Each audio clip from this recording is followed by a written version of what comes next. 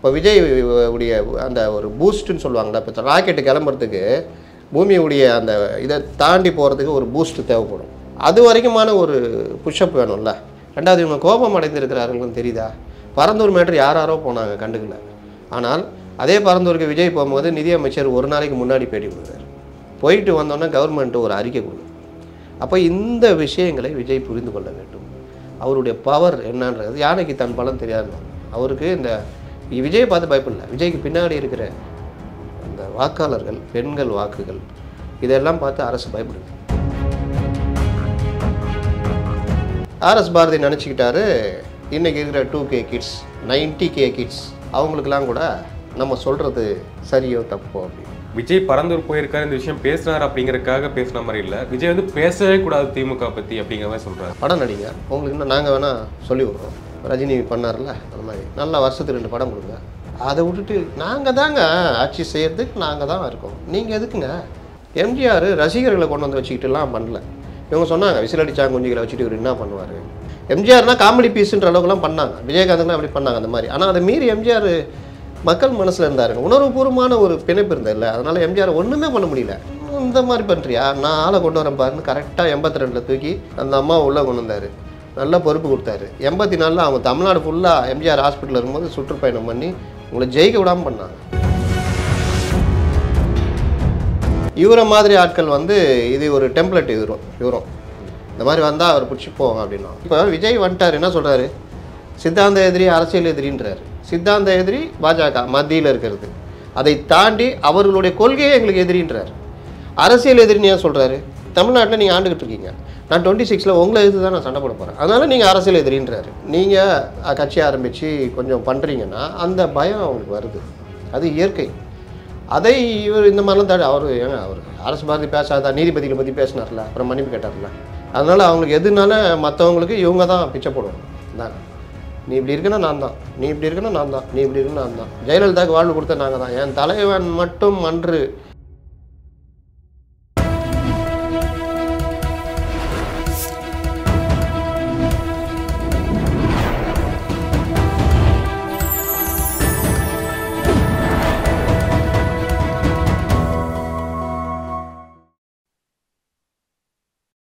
Channel 5 தமிழர்களுக்கு வணக்கம். இன்றைய நேர்காணலில் நம்முடன் இணைந்திருப்பவர் மூத்த பத்திரிகையாளர் திரு அப்துல் முத்தலீப் அவர்கள்.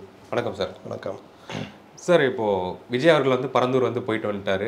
நீங்கள் வந்து களத்துக்கு வாங்கன்ட்டு நிறைய பேர் சொல்லியிருந்தோம், நீங்களும் சில விஷயங்கள் சொல்லியிருந்தீங்க களத்துக்கு வரணும் அப்படின்ட்டு. இப்போ களத்துக்கு வந்துட்டார், பனையூரில் போய் கள அரசியல் வந்து இங்கேருந்து ஆரம்பிக்க போகுது அப்படின்னு ஒரு ஸ்டேட்மெண்ட் கொடுத்துட்டு ஆர்எஸ் பாரதி அவர்கள் வந்து என்ன சொல்லியிருக்காரு அப்படின்னா, நீ யார், உங்கள் அப்பா யார், உங்கள் அப்பா வந்து அறிமுகப்படுத்தினதே நாங்கள் தான், கலைஞர் வசனத்தில் உங்கள் அப்பா இயக்கியிருக்காரு அப்படின்னு கொஞ்சம் உரிமைகளை தான் பேசியிருந்தார். நீ யார், உங்கள் அப்பா யாருங்கிற மாதிரிலாம் சொல்லியிருந்தார். ஒரு நேற்று வந்து சின்ன பசங்களாம் எங்களை பற்றி பேசுகிறாங்க, உங்களுக்கு என்ன தகுதி இருக்குது அப்படிங்கிற மாதிரிலாம் ஒரு விமர்சனம் வைக்கிறாங்க. களத்துக்கு வராதுக்கு முன்னாடி எந்த விஷயமும் பேசவே இல்லை, வந்ததுக்கப்புறம் இவ்வளோ விமர்சனங்கள் எப்படி பார்க்குறீங்க சார்? திமுகவை பொறுத்த வரைக்கும் அவங்களுக்கு எதாவது பண்ணணும். நீங்கள் பேசுனா அவங்கள ஆதரித்து பேசணும். நீங்கள் உழைக்கணும்னா அவங்க மேன்மை வர உழைக்கணும். அதெல்லாம் பண்ணிங்கன்னா நீங்கள் நல்லவர், அறிவாளி. முக்கியமாக நீங்கள் அறிவாளி, நீங்கள் வேறு லெவலு. அதெல்லாம் நீங்கள் வெளியில் வந்து விமர்சனம் பண்ணிங்கன்னா, இப்போ லேட்டஸ்ட்டு ட்ரெண்ட் என்னென்னா நீ சங்கி, பி டீம். இவரை மாதிரி ஆட்கள் வந்து இது ஒரு டெம்ப்ளேட் இவரும் இந்த மாதிரி வந்தால் அவர் பிடிச்சி போவாங்க அப்படின்னா. நாங்கள் மிசாவையை பார்த்தவர்கள், ஹிட்லரை பார்த்தவர்கள், அதை பார்த்தவர்கள், உலகத்திலேயே எங்கள் தலைவர் அதை மேடையில் பேசுவாங்க தெரியுமா. நாங்களாம் சின்ன வயசில் பார்த்து கைத்தட்டியிருக்கோம். எங்கள் தலைவரை பார்த்து அமெரிக்காவே அலறுதுன்ற அளவுக்கு பேசுவாங்க. நம்மளும் நம்பணும். ஐயோ பயங்கர, ஐயோ நம்ம இந்த காலத்தில் போய் வாழ்கிறோம் பார்ப்பா, இதில் போய் நம்ம இருக்கிறோம் பார்ப்பான்ற அளவுலாம் இருந்தது. இந்த மாதிரி இருந்தவர் தான் எம்ஜிஆர். எம்ஜிஆர்னால திமுகவுக்கு எவ்வளோ லாபம், எம்ஜிஆர் திமுகவுக்கு எவ்வளோ உதவி பண்ணார். எம்ஜிஆரும் வளர்ந்தார். ஆனால் எம்ஜிஆர் மாதிரியே வந்த சிவாஜி கணேசன், எஸ்எஸ்ஆர், மற்றவங்கள வந்து அளவுக்கு எம்ஜிஆர் வேறு லெவலில். அப்போ எம்ஜிஆரால் திமுகவும் வளர்ந்ததுன்றதை யாரும் மறுக்க முடியாது. அந்த எம்ஜிஆரால் தனிப்பட்ட முறையில் கலைஞர் எந்த அளவுக்கு நட்பு ரீதியாக பயன்பெற்றான்றதை யாரும் மறுக்க முடியாது. ஆனால் இவங்க அதையெல்லாம் பேச மாட்டாங்க. எம்ஜிஆர் வெளியில் அனுப்பிச்சோன்னா எம்ஜிஆருக்கு நீங்கள் என்ன பண்ணீங்க?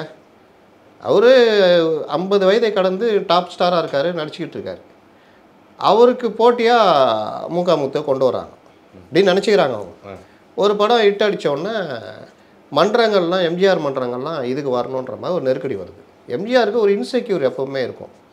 ஏன்னா யங்ஸ்டர்ஸ் வரும்போது வயசு 50 வயதை கடந்தவர் ஹீரோவாக, அதுவும் முன்னணி ஹீரோவாக இருக்கிறது பிரச்சனை வரும்னா அவர் வேறு லெவலில் யோசிச்சுட்டே இருப்பார். பாட்டுக்கிட்டு எல்லாமே டாப்.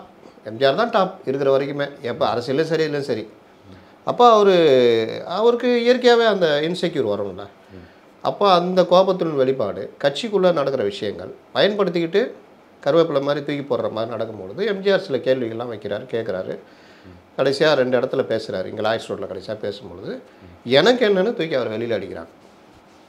ஏன் அடிக்கிறாங்கன்னா 71 ஆட்சிக்கு வந்திருக்காங்க, ஒரு ஆண்டே அடுத்த ஆண்டே நம்மளை கேட்க யாரும் இல்லை. இவன் தான் நடிகர், போனான்னா ஓடி போயிட போகிறான் பயந்து. என்ன ரசிகர்களை வச்சுட்டு எதாவது பண்ண முடியுமா? அந்த நினைப்பு. எம்ஜிஆரும் அது மாதிரி போயிருந்தாருன்னா ஒன்றும் இல்லாமல் போயிருப்பார். ஆனால் அவர் கல்யாண சுந்தரம் அப்படின்ற இந்திய கம்யூனிஸ்ட் கட்சியுடைய மாநில செயலாளர். பொதுவாக கம்யூனிஸ்ட் இயக்கங்களில் தலைவர்கள் ஒரு ஸ்ட்ராட்டஜிஸ்ட் இன்றைக்கி இருக்கிற மாதிரி அவங்க வெளியிலேருந்து ஒரு ஸ்ட்ராட்டஜிஸ்ட்டாக இதுக்கு இது பண்ணுங்கள், இந்த மாதிரி பேசுங்க, அது பண்ணுங்க, அது ஒரு பார்ட்டு. எம்ஜிஆர் ரசிகர்களை கொண்டு வந்து வச்சுக்கிட்டுலாம் பண்ணல. இவங்க சொன்னாங்க விசிலடிச்சாங்குஞ்சிகளை வச்சுட்டு இவர் என்ன பண்ணுவார் அப்படின்னு. ஆனால் அவர் விசிலடிச்சாங்குஞ்சிகளையும் பயன்படுத்தினார். எம்ஜிஆருக்கு நடந்த அந்த இது இருக்குல்ல, கட்சியை விட்டு வெளியேற்றுறது, எம்ஜிஆர் தான் எல்லாமே, எம்ஜிஆர் தான் அப்படின்றப்போ அநீதியாக எல்லாம் பார்க்க ஆரம்பித்தாங்க பெண்கள் எல்லாருமே. அப்போ எம்ஜிஆர் அதை பயன்படுத்திக்கிட்டார். மத்திய அரசு எம்ஜிஆருக்கு உதவி பண்ணுது. அவங்க எப்படி யோசிக்கிறாங்கன்னா, எம்ஜிஆரை நம்ம பூஸ்ட் பண்ணால் டிஎம்கே ஒன்றும் இல்லாமல் போயிடும், எம்ஜிஆரும் நம்மளும் தான் அப்படின்னு. ஆனால் அது தலைகீழாயிடுச்சு. அதுக்கு கலைஞருடைய அந்த சாணக்கியத்தனம், அந்த நாலேஜ், அவருடைய ஆளுமை, அது ஒரு காரணம். இல்லாட்டி திமுக எல்லாம் போயிடுவோம். அது தனியாக வச்சுங்க. எம்ஜிஆர் என்ன பண்ணுறாரு, கட்சிகள்லேருந்து வந்தவங்க எல்லாரையும் வச்சு இணைச்சி அடுத்த அரசியல் நகர்த்திட்டு போகிறார். ஆனால் திமுகவில் என்ன பண்ணாங்க, அப்போ இருந்த ஆர்எஸ் பாரதிகள், ஈவன் கலைஞரே கூட மொழியை வச்சு தட்டினாங்க. இவர் ஒரு மலையாளி, தமிழ்நாட்டுக்கு தமிழன் தான். அப்போ நீ இவ்வளோ நாளாக ஹெல்ப் பண்ணது, முதலமைச்சர் ஆகிறதுக்கு நாவலர் நெடுஞ்செழியனுக்கு அந்த இது இருக்கும் பொழுது அவர்கிட்ட பேசி நெடுஞ்செழியனை கன்வின்ஸ் பண்ணி, எம்எல்ஏக்களை கன்வின்ஸ் பண்ணி, ஏதோ ஒரு இடத்துல இருந்தவர். கலைஞருடைய தனித்திறமை வேறு, ஆனால் முதல்வராக கொண்டு வரதுக்கான முன்முயற்சியில் பக்கபலமாக நின்னது எல்லாம் இந்த மலையாளி தானே. அதற்கு பிறகு திமுகவை 62 கட்சியில் இணைந்ததுலேருந்து திமுகவுடைய வெற்றிக்கு பாடுபட்டது அந்த மலையாளி தானே. குண்டடி வாங்கின போஸ்டரை, மலையாளி போஸ்டரை தானே கொண்டு போய் ஒட்டினீங்க. அப்போது அவரை மலையாளி, அதை தாண்டி கோமாளி, ஒன்றும் இல்லாதவர். நான் சொன்னேன்ல இந்த டிஃபேம், அதாவது அங்கே இருக்கிற வரைக்கும் நீ அறிவாளி, வெளியில் வந்தால் நீ கோமாளி. நல்லா இருக்குல்ல இது? என் கூட இருந்தால் அறிவாளி, வெளியே போயிட்டுனா கோமாளி. அப்போ இந்த மாதிரி பண்ணுறதுடைய ஒரு வகை தான் இன்றைக்கி பேசுகிறது. ஆர்எஸ் பாரதி நினச்சிக்கிட்டாரு இன்றைக்கி இருக்கிற 2K கிட்ஸ், 90K கிட்ஸ் அவங்களுக்கெல்லாம் கூட நம்ம சொல்கிறது சரியோ தப்போ அப்படின்னு. 77க்கு பிறகு திமுக கடுமையான பின்னடைவை சந்தித்தது. திரைத்துறையிலும் எம்ஜிஆருடைய ஆதிக்கம் இருந்தது. அந்த நேரத்தில் லைட்டாக குறைய ஆரம்பிச்சது. ஆனாலும் எம்ஜிஆர் உயிரோடு இருக்கும் வரை நீங்கள் எந்த பேட்டி யார் எடுத்தாலும் டெம்ப்ளேட் ஒன்று இருக்கும். எம்ஜிஆர் புரட்சித் தலைவர் எனக்கு அவ்வளோ உதவி பண்ணார், புரட்சித் தலைவர் தான். அதாவது நம்ம பிள்ளையார் சொல்லி போட்டு தொடங்குவாங்கள்ல, அந்த மாதிரி புரட்சித் தலைவரை பேசாமல் அந்த பேட்டி இருக்காது எம்ஜிஆர் இருக்கும் வரை. ஈவன் ரஜினிகாந்தே தனியாக ஆவர்த்தனம் தொடங்கினதை 87 எம்ஜிஆர் மறைவுக்கு பிறகு மனிதன் இந்த மாதிரி படத்தில் இருந்தால் வானத்தை பார்த்தேன் பூமியை பார்த்தேன்ற மாதிரிலாம். அப்போது அந்த எம்ஜிஆருடைய அந்த ஆதிக்கம் திரைத்துறையிலே இருந்தது. அதைக்கு ஈக்குவலாக இல்லாமல் ஓரளவுக்கு கலைஞருடைய அந்த இது ஒரு 2-3 படம்லாம் வந்தது. எம்ஜிஆரை எதிர்த்து படம் நடித்த சந்திரசேகர் அதோட பூட்டகேசானார். அது வரைக்கும் ஹீரோவாக நம்பர் 1 இருந்தார். திடீர்னு வந்தார். இப்போ விஜய் சேதுபதிலாம் அப்படி இருக்கு. அந்த மாதிரி சந்திரசேகருக்கு ஒரு வேல்யூ இருந்தது. சந்திரசேகர் நடித்தா பார்க்கலாம் அப்படி இப்படின்னு, பாலைவனச்சோலை அது இதுன்னு ஒருதலை ராகத்தில் அதிகமாகி அப்படியே ஏதோ ஒரு படம் கலைஞரை வச்சு நடித்தார், அதோட முடிஞ்சிச்சு. அதுக்கப்புறம் அப்பா சங்கத்தில் ஒரு வேலை இருக்குது, நான் சைக்கிளில் போயிட்டு வரேன் பாண்டு வருவார். இந்த படம் விசு படத்தில் அது ஒரு டெம்ப்ளேட்டாகவும் மாறிச்சில, அப்பா சங்க ஆஃபீஸ் வரையும் போய்ட்டு அந்த மாதிரி ரோலுக்கு போயிட்டார். ஜெய்சங்கர் டாக்ஸி டிரைவர் வரைக்கும் பெரிய ஹிட்டு. ஒரு வெள்ளிக்கிழமை நாயகன்னு பேர் ஜெய்சங்கர். இவர்கிட்ட வந்து ஒரு படம் நடித்தார், வண்டிக்காரன் மகன் கலைஞர் இதில். அதோடு அவர் கதையை முடிச்சு விட்டாங்க. அதுக்கப்புறம் அப்படியே ஓய்வுக்கு போயிட்டு முரட்டு காலையில் வில்லனாக வராரு. அதுக்கப்புறம் செகண்ட் இன்னிங்ஸ் அவருக்கு, ஆனால் ஹீரோவாக கிடையாது எங்கேயுமே, சப்போர்ட்டிங் கேரக்டர். இது மாதிரி சத்யராஜ் போன்றவர்கள், மணிவண்ணன் போன்றவர்கள், தமிழ் மீது பற்று கொண்டவர்கள் இந்த மாதிரி எம்ஜிஆருக்கு எதிராக அந்த மாதிரி இருந்தாங்க. சத்யராஜ் இவங்களாம் வச்சு ஒரு படம் கலைஞர் வசனில் வந்து நல்லா ஓடிச்சு. அந்த காலத்து அப்போது நடந்த விஷயங்கள் எல்லாம், சட்டம் ஒழுங்கு பிரச்சனை, அதெல்லாம் ஒரு வசனத்தில் கொண்டு வந்திருப்பார், அதெல்லாம் இருக்கும். இன்னொன்று ஒரு குறிப்பிட்ட காலம் வரைக்கும் திரைத்துறையில் இந்த இது இருந்தது. அமாவாசை படம் ஃபுல்லாக இந்த படம் என்ன படம், அமாவாசையா சத்யராஜ் நடிச்சிருப்பார். அந்த படம் முழுவதுமே பார்த்தா திமுகவை அட்டாக் பண்ணி வந்திருக்கும். அந்த ஒரு சுதந்திரம் இருந்தது, கலைஞர் கொடுத்தாரு. ஒரு பெரிய பத்திரிகையாளர் கலைஞரை பற்றி பக்கமாக வார வாரம் ஒரு பெரிய பிரபலமான இதெல்லாம் எழுதிட்டு வர்றாரு. அந்த பத்திரிகையாளர் அதுக்கப்புறம் அவருக்கு அரசாங்க வீடு ஒதுக்கீடில் முறைப்படி அப்ளை பண்ணுறாரு. செக்ரட்டரியேட்டில் போகிறாரு. அவர் அட்ரஸ் அப்போல்லாம் இந்த மாதிரி முதலமைச்சருக்கான இதெல்லாம் பந்தாலாம் இருக்காது. அறை மாறி முதல்வர் அறைக்குள்ளே போயிடுறாரு.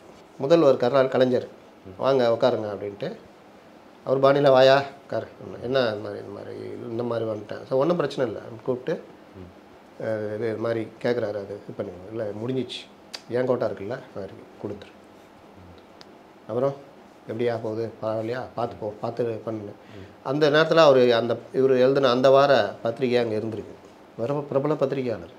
அதுக்கப்புறம் கிளம்பும் போது நல்லா எழுதுறியா, கண்டினியூ பண்ணு அப்படின்ட்டு இருக்காப்புல. அதுதான் கலைஞர். இன்றைக்கி பேசுகிறாங்களே அந்த மாதிரி கிடையாது, அவர் ஜனநாயகவாதி. அப்போ அதை அனுமதிச்சார். அந்த மாதிரி தான் படங்கள்லாம் வந்துச்சு. ஆனால் அவங்க கட்சிக்காரங்க வந்து அனுமதிக்கல அப்படிங்கிறது தானே இப்போ இருக்குது. ஆமாம், அது அது எம்ஜிஆர்னு வரும்பொழுது கலைஞரோ மற்றவர்களோ, கலைஞர் ஓரளவுக்கு அவர் லெவலுக்கு விமர்சனம் பண்ணாலும் மற்றவர்கள் எம்ஜிஆர் எல்லாம் கடுமையாக விமர்சனம் பண்ணாங்க. அதெல்லாம் பண்ணாங்க. அதாவது எம்ஜிஆர்னால் காமெடி பீஸுன்ற அளவுக்குலாம் பண்ணாங்க, விஜயகாந்த்லாம் அப்படி பண்ணாங்க அந்த மாதிரி. ஆனால் அதை மீறி எம்ஜிஆர் மக்கள் மனசில் இருந்தாருங்க, உணர்வுபூர்வமான ஒரு பிணைப்பு இருந்ததில்ல. அதனால் எம்ஜிஆர் ஒன்றுமே பண்ண முடியல. எம்ஜிஆர் பார்த்தாரு, இந்த மாதிரி பண்ணுறியா, நான் ஆளை கொண்டு வரேன் பாருன்னு கரெக்டாக 82 தூக்கி அந்த அம்மா உள்ளே கொண்டு வந்தார். நல்ல பொறுப்பு கொடுத்தாரு. 84 அவங்க தமிழ்நாடு ஃபுல்லாக எம்ஜிஆர் ஹாஸ்பிட்டலில் இருக்கும்போது சுற்றுப்பயணம் பண்ணி உங்களை ஜெயிக்க விடாமல் பண்ணாங்க. அதற்கு பிறகு அந்த அம்மா நல்ல சாய்ஸ்ன்றதை நிரூபித்தாங்க. அவங்க தனித்திறமையில் 87 89 கட்சி உடையும் போது கூட 88 அவங்க ஜெயிச்சு 89 காமிச்சோன்னா இனி இவங்க தான் எம்ஜிஆருக்கு பிறகு தகுதியானவங்கன்னு சொல்லிட்டு ஜெயலலிதா கிட்ட வருது. அதுக்கப்புறம் நீங்கள் ஜெயலலிதாவும் அதே டிஃபேம்லாம் சந்தித்தாங்க. ஸோ இது ஒரு பாட்டுன்னு வச்சிங்களேன். சந்திரசேகர் வந்து தனியாக அவருடைய திறமையில் தான் வந்தார். எம்ஜிஆரால் பாதிக்க கூட பட்டிருக்காரு. நாளைய முதல்ல ஒரு ஷார்ட்டு லிப் மூமெண்ட்டு மிஸ் ஆகும்போது எம்ஜிஆர் சொன்னப்போ மறுநாள் போகிறப்போ நம்ம அடுத்த படத்தில் பார்த்துக்கலான்னு அந்த மேனேஜர் வந்து சொல்லுவாருன்னு அவர் பேட்டியை கொடுத்துருப்பாரு. அது ஒரு பார்ட்டு. அந்த கோபம் இது எல்லாமே இயற்கையாகவே பல பேர் திமுக சார்பாக இருந்தாங்க. அந்த டைமில் அந்த ஆட்சியும் வந்து பிரச்சனையாக இருந்தனால படத்தில் வந்தாங்க, சான்ஸ் கொடுத்தாங்க, பண்ணியிருப்பாங்க. அதுக்காக வாழ்வு கொடுத்தாங்கன்னு சொல்ல முடியுமா? சரி விஜய் நீங்களா வாழ வச்சிங்க, காவலன் படத்தை வெளியே விட விட்டிங்களா? அந்த பிரச்சனை தானே அவர் அங்கே போனார். அப்போ நீ எடப்பாடி பழனிசாமி விஜய் உன்னை ஆளாகினதை எங்கள் அம்மா தான் சொல்ல முடியுமா? ஏதோ ஒரு காலகட்டத்தில் ஏதோ ஒரு இடத்துல எங்கேயோ போகிறாங்க. இப்போ விஜய் உடைய அந்த ஒரு பூஸ்ட்டுன்னு சொல்லுவாங்களா, இப்போ ராக்கெட்டு கிளம்புறதுக்கு பூமியுடைய அந்த இதை தாண்டி போகிறதுக்கு ஒரு பூஸ்ட்டு தேவைப்படும். அதுக்கு இந்த ஹைட்ரஜன் இதை வச்சு அந்த பூமியுடைய அந்த ஈர்ப்பு சக்தி தாண்டி வெளியில் புஷ் பண்ணோன்னா அதுக்கப்புறம் நிலைநிறுத்துகிற வேலை தான் பார்ப்பாங்க. அது வரைக்குமான ஒரு புஷ்அப் வேணும்ல, அந்த வேலையை விஜயகாந்த் பண்ணி கொடுத்தாருல்ல. அதுக்காக இன்றைக்கி தேமுதிக பிரமலதா விஜய் எங்களெல்லாம் நீ ஆளே கிடையாதுன்னு சொல்ல முடியுமா? அதற்கு பிறகு விஜயுடைய வளர்ச்சின்னு தனியாக இருக்குல்ல. சேம் சந்திரசேகரன் அப்படி தானே. உங்களுக்காக அவர் நான் சிகப்பு மனிதன் வந்து எல்லா படம் உங்களுக்காக அவர் எடுத்து கொடுத்தாருல்ல.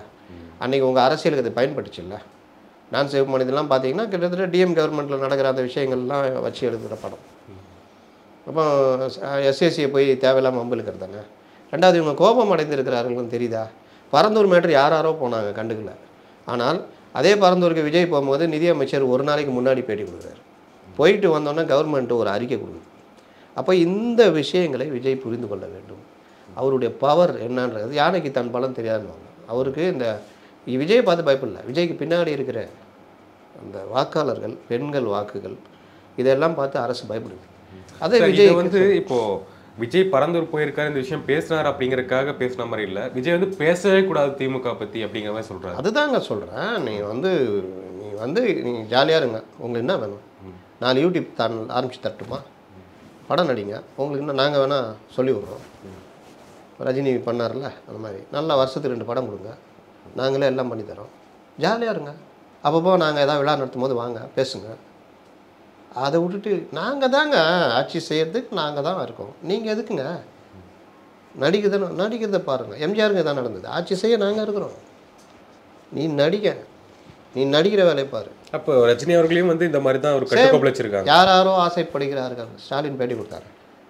ரஜினிகாந்த் கட்சி ஆரம்பிக்கிறதுக்கு முன்னாடி கலைஞரை வந்து பார்க்குறாரு. ஆசீர்வாதம் வாங்குறதுக்கு. போன உடனே இந்த ஒரு படத்தில் விஜய் கதவு மூடுவாப்பிலையா, வடிவேல அப்படி வெளியே தள்ளி பின்னாடி கதவை தட்டி விடுவாப்பிலையா, அந்த மாதிரி என்னடா போக விட்டு போடரில் அடிக்கிறேன்னு கேட்பாப்பில்ல, அந்த மாதிரி இப்படி ரஜினி ஆசீர்வாதம் வெளியே போனோன்னா இவர் பேட்டி விடுகிறார். யாரோ இன்று பதவிக்கு வர ஆசைப்படுகிறார்கள். சேம் என்னன்னா இது வந்து இயற்கைங்க, சகஜங்க, யார் வேணால் வரலாம். யாரோ ட்ரை பண்ணாங்க. கமல்ஹாசன் ட்ரை பண்ணலையா? இன்றைக்கி அறிவாலயம் வாசலில் உட்காந்துட்ருக்காரு. அவர் டார்ச் லைட்டை தூக்கி எதுக்கு அடித்தார்? நீங்கள் அப்போ ஆளுங்கட்சி கூட கிடையாது. ஆளுங்கட்சி ஏடிஎம்கே கட்சியை ஆரம்பிச்சிங்கன்னா நீங்கள் இப்போ விஜய் வந்துட்டார், என்ன சொல்கிறாரு? சித்தாந்த எதிரி, அரசியல் எதிரின்றாரு. சித்தாந்த எதிரி பாஜக மத்தியில் இருக்கிறது, அதை தாண்டி அவர்களுடைய கொள்கையே எங்களுக்கு எதிரின்றார். அரசியல் எதிரின்னு ஏன் சொல்கிறாரு? தமிழ்நாட்டில் நீங்கள் ஆண்டுகிட்டு இருக்கீங்க, நான் 26 உங்களை எதிர்த்து தான் நான் சண்டை போட போகிறேன், அதனால் நீங்கள் அரசியல் எதிரின்றாரு. இவர் என்ன பண்ணார்? வெளியில் வருவார், ஒரு டார்ச்சை தூக்கி டம்முன்னு அடிப்பார், டிவியை உடச்சிடுவார். அங்கே பார்த்தா ஒரு கலைஞரின் மகனாக நான் சொல்கிறேன் அப்படின்னு இவர் பாய்ஸ் கேட்கும். இவர் அந்த கோபத்தில் தான் டார்ச் தூக்கி அடிப்பார் இன்றைக்கி. ஸோ இப்படிப்பட்ட இவங்கள தான் இவங்க விரும்புகிறாங்க.